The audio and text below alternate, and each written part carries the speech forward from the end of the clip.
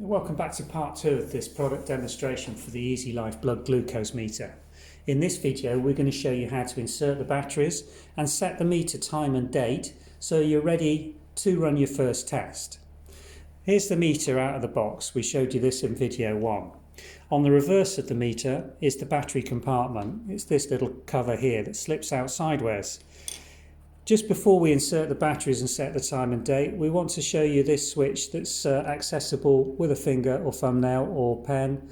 It's got 2 settings and it basically determines how the meter will display the readings that you test. In the left-hand setting, the meter will display in the international reading scale of milligrams per deciliter. If you want it to display in millimoles per litre, which you'll probably be more familiar with in the UK, then clip the switch over so it's in the right-hand position, pointing towards the top of the meter. When you've decided on that and you're ready to insert the batteries, here's how we do it. In the base of the battery compartment are nice directional guides. You can see them nicely on that video screen, I hope.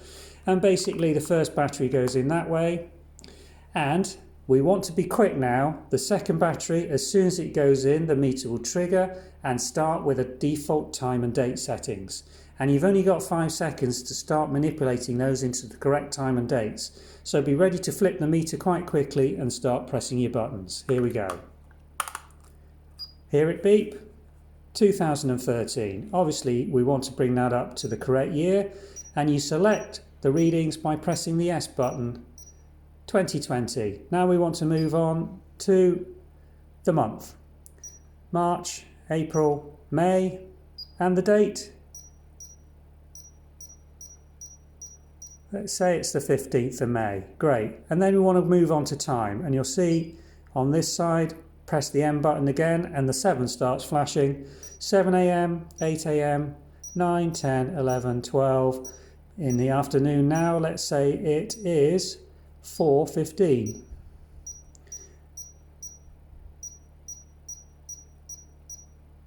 There we go. 4:14, one more, 4:15.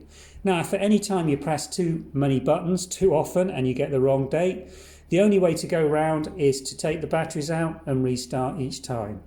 Takes a little bit of practice. Remember, S is for selection and M is for moving to the next setting. And when you've got the right time and date, as you saw there, all you have to do is press nothing and it switches itself off. Let's put the battery port back in.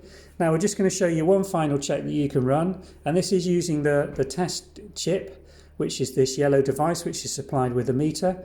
We're just going to pop this in the port where the test strip goes. And you'll see that's displaying E01, which is an error message. Let's take that out.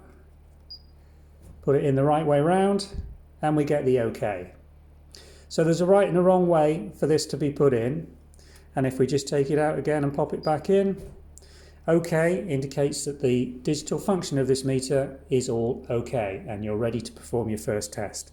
But just be aware, if you do get it in the wrong way, on the triple meter you get no display at all, and on the single function meters you get an E01 error message. So in the right way, and we're all good to go. So that is the meter all set up and ready for your first blood glucose test. So in the next video we're going to run you through performing a blood glucose test with this meter system.